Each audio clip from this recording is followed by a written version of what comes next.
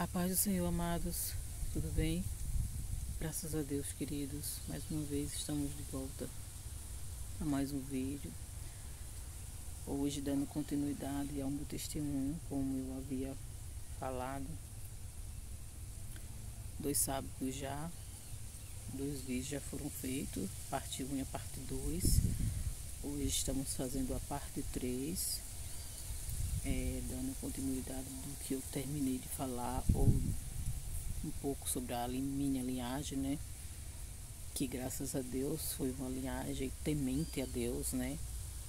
Uma linhagem curiosa, onde o Senhor já havia despertado no coração do meu avô o desejo de ler a sua palavra, e graças a Deus que ele iniciou e nos ensinou, passou para os meus pais, passou para mim, e nós estamos aqui para agradecer ao Senhor por tudo isso, né? Conhecendo assim a verdade de Deus, que é a palavra Jesus Cristo, né? Que veio a revelar a Deus, como eu falei no primeiro vídeo. João capítulo 8, versículo 32, e conhecereis a verdade, e a verdade vos libertará. Essa verdade que liberta é Jesus, né? O temor a Deus é o princípio de toda sabedoria. Provérbios capítulo 1, versículo 7, que também já foi mencionado. É o temor a Deus. Quando se teme a Deus, inicia-se um processo de sabedoria em sua vida. Deus, ele te orienta, cuida de você, cuida dos seus, cuida da sua família, certo? E Oséias, que o que eu vou falar hoje está baseado em Oséias, capítulo de número 4, versículo 6. Eu vou ler aqui o que nos diz esse versículo, para você compreender melhor tudo que já foi dito e que será dito também daqui para frente. Meu povo foi destruído por falta de conhecimento.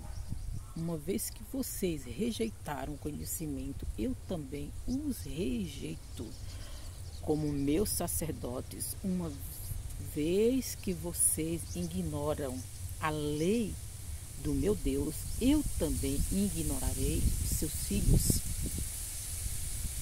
Eu não sei se vocês compreenderam que desde o primeiro vídeo que eu falo da palavra de Deus. E uma vez que você ignora a verdade da palavra de Deus, é como se fosse uma maldição. Ela virá sobre toda a sua vida, sobre toda a sua linhagem. Então, que o Senhor nos ajude. O Senhor, ele estava falando aqui no livro de Oséias para os sacerdotes. Quem são os sacerdotes? São aqueles que receberam autorização para ensinar, para falar. Nos dias de hoje, quem são os sacerdotes? São os pastores, os padres, os líderes religiosos, aqueles que conduzem as pessoas a Deus, aqueles que ensinam a palavra às pessoas. Isso não significa que as pessoas também não devam ler a Bíblia, tá? Porque antes mesmo de ser crente, eu fui católica. Então, eu tive um padre, ou alguns padres, que passaram na minha vida. Só que quando você começa a ler a Bíblia, você consegue perceber que existe muitos erros dentro das igrejas. Eu não estou falando da igreja católica, começou por lá. A gente tem que compreender a palavra de Deus e procurar viver e ensinar como ela está. A gente não pode estar usando a palavra de Deus e transformando ela para beneficiar um ou outro, não. Ou para manter sua igreja cheia, você vê o pecado, vê as coisas erradas e você não vai falar sobre aquilo. O líder, ele tem a missão de levar um grupo a um determinado objetivo. Qual é o objetivo da igreja? Salvar vidas, libertar vidas do pecado. Qual o objetivo do pastor, do líder religioso? Ensinar a palavra de Deus como ela é. Porque o ensinamento é o princípio. O conhecer de Deus, conhecer sobre Deus através da sua palavra. Ficou bem claro. Então as pessoas foram destruídas aqui naquela época ainda, antes mesmo de Jesus. Aqui no livro de Oséias, Porque sempre houve líderes irresponsáveis, sacerdotes que não ensinavam a palavra de Deus. Então as pessoas foram se corrompendo, foram morrendo, foram sendo destruídas sem conhecimento, porque eles não ensinavam a palavra como ela devia. Não está diferente, continua a mesma coisa. Você lê um texto, se eu não me engano, Salmo 115 fala sobre idolatria, sobre imagem de escultura, né? Eu falo porque eu vivi no catolicismo isso. Eu fui falar alguma vez sobre a palavra, sobre imagem de escultura na Igreja Católica. Eu estou dentro do meu testemunho aqui, eu vivi isso, eu posso falar. E um dos meus colegas, amigo, pessoa super, que eu admiro até demais da conta, foi colega de escola, colega de igreja, se levantou contra mim, porque eu fui falar sobre a imagem de escultura, porque presenciei uma cena de uma senhora se prostrando diante de uma imagem, se ajoelhando diante daquela imagem, beijando, né?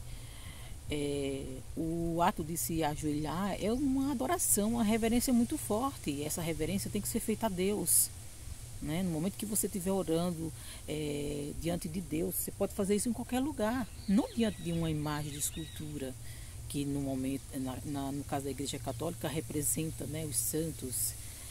Então, eu fui falar que aquele não era o ato dela que estava errado, é que ela precisava de conhecimento. Alguém precisava chegar para ela e dizer para ela que ela não poderia fazer aquilo, se prostrar ou se ajoelhar dentro daquela imagem. Na verdade, aquela imagem nem deveria estar ali. O erro começa por aí. Então, a palavra diz que não tem, que não deve ter, porque ela tem olhos, mas não vê, ela tem ouvidos, mas não ouve, ela tem boca, mas ela não fala. Então sempre ficou bem claro, desde os 10 mandamentos lá no Êxodo, que Deus ele nunca foi de acordo com imagem de escultura. Por que eu vou focar no catolicismo? Porque eu vim de lá. Eu conheço o que está lá. E quando eu comecei a ler a Bíblia, eu comecei a perceber todos esses erros. Porque eu comecei a questionar por que a igreja tinha imagem de escultura, se a Bíblia condena do começo ao fim o ato de ter, de possuir, de estar na sua parede. Tem diversos versículos bíblicos falando sobre isso. Então eu comecei a questionar, eu comecei a falar que eu fazia parte de um grupo chamado Renovação Carismática, e quando eu tinha oportunidade eu começava a questionar o meu líder, eu começava a perguntar. Ele sempre tentou me explicar da melhor forma possível, né? E começou a falar o que todos nós sabemos, que o Papa pediu perdão pelos erros do catolicismo do passado. Que adianta pedir perdão e continuar fazendo a mesma coisa? Se a gente for analisar, queridos, pedir perdão é uma coisa,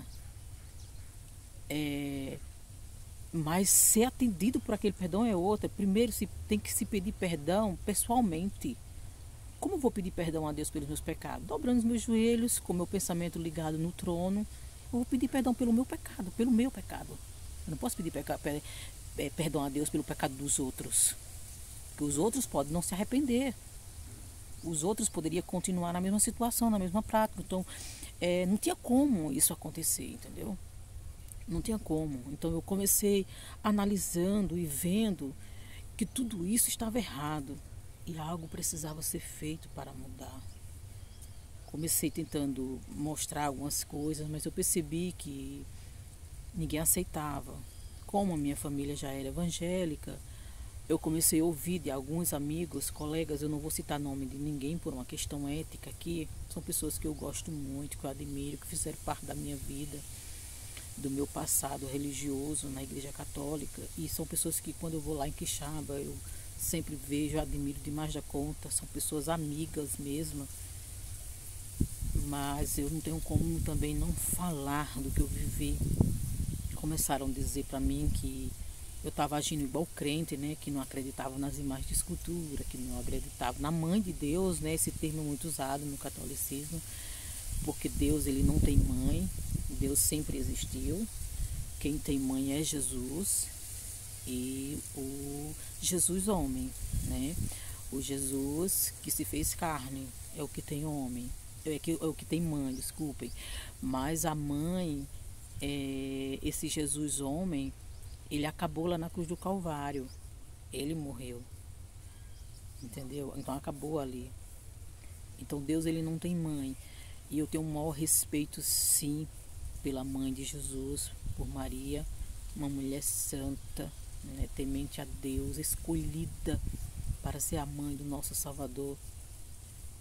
Isso não significa que eu não a ame, não a admiro. É uma das pessoas que mais eu admiro na Bíblia, mas não posso pedir a ela para rogar a Deus ou a Jesus por mim, que aí eu estaria completamente fora da Bíblia, e não é esse o objetivo. O objetivo é falar sobre a palavra, é conhecer, é trazer Deus às pessoas, o conhecimento de Deus através de Jesus Cristo, seu Filho amado. Amém? Então, queridos, no próximo sábado a gente dá continuidade